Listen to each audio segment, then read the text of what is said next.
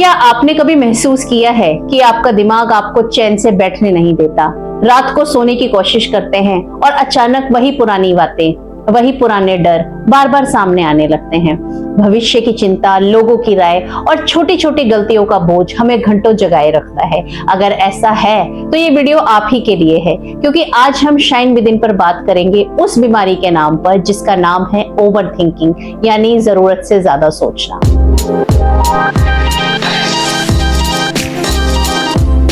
साथियों, सोच हमारी जिंदगी का हिस्सा है। सोचना हमें इंसान बनाता है, लेकिन जब यही सोच बार बार एक ही जगह घूमने लगे और हमें किसी नतीजे तक ना पहुंचने दे, तब यही सोच एक जेल बन जाती है। ओवर थिंकिंग यानी जरूरत से ज्यादा सोचना हमारे मन को थका देता है, हमारे रिश्तों को कमजोर करता है और हमारी आत्मा की चमक को ढक देता है। हम सब ने इसे कभी न कभी झेला है, कभी परीक्षा से पहले, कभी नौकरी में इंटरव्यू से पहले, कभी रिश्तों में और कभी अकेलेपन में। मन में सवाल ही सवाल और हर सवाल का जवाब नया सवाल। तो आज इस यात्रा में हम समझेंगे ओवर थिंकिंग होती क्यों है, इसका क्या असर है और सबसे जरूरी बात, आध्यात्मिक दृष्टिकोण से हम इसे कैसे बदल सकते हैं। ओवर थिंकिंग की पहचान करना।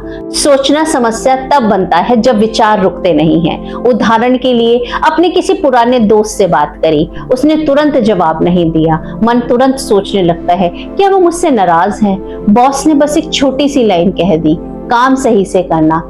अब दिमाग में 1000 बार उस वाक्य को दोहराते हैं और हर बार एक नया अर्थ उसके साथ जोड़ते हैं। यहाँ ध्यान देने वाली बात यह है कि आप सोच रहे हैं कि आप समाधान खोज रहे हैं, लेकिन असल में आप अपने भीतर डर और तनाव को बढ़ा रहे होते हैं।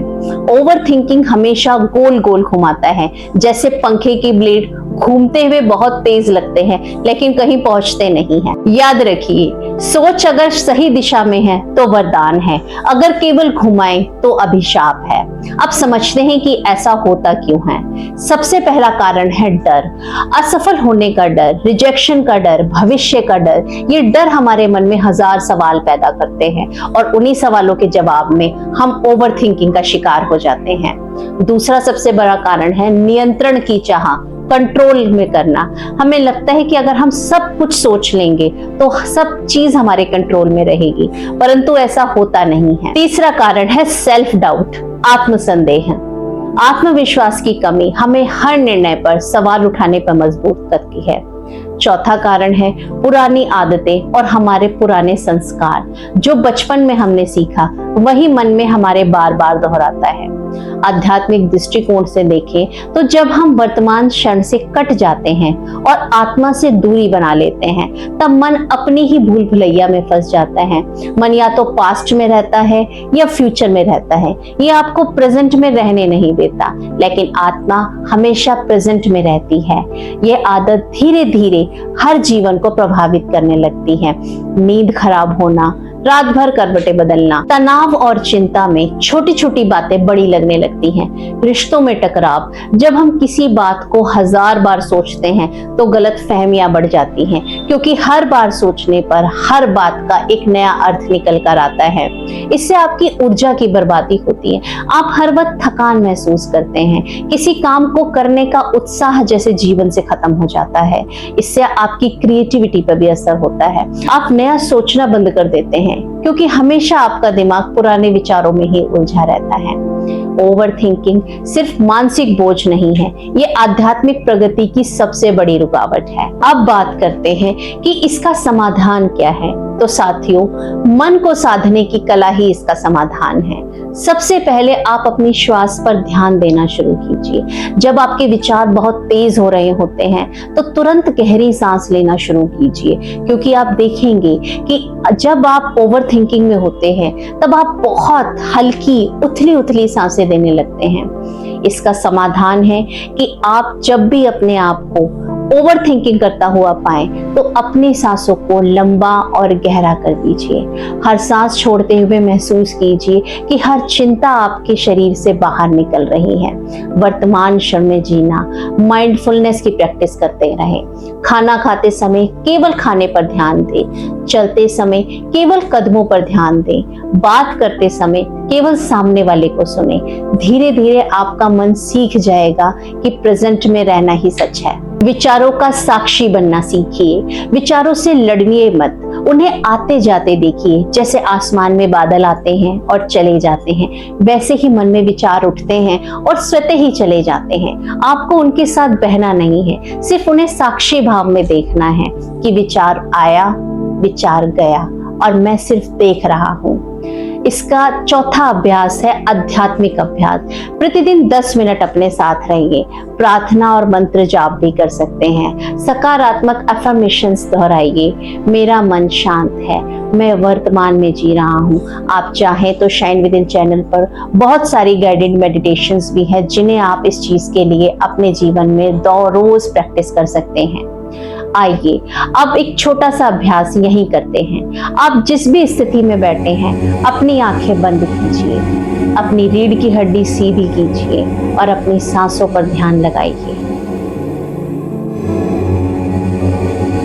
धीरे धीरे अपनी आंखें बंद कर लीजिए और गहरी लंबी सांसें लीजिए और छोड़ दीजिए।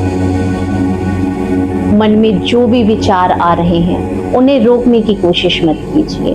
उन्हें बस देखिए, जैसे कोई फिल्म आपके सामने स्क्रीन पर चल रही है। हर एक विचार को अपनी आंखों के सामने चलता हुआ महसूस कीजिए।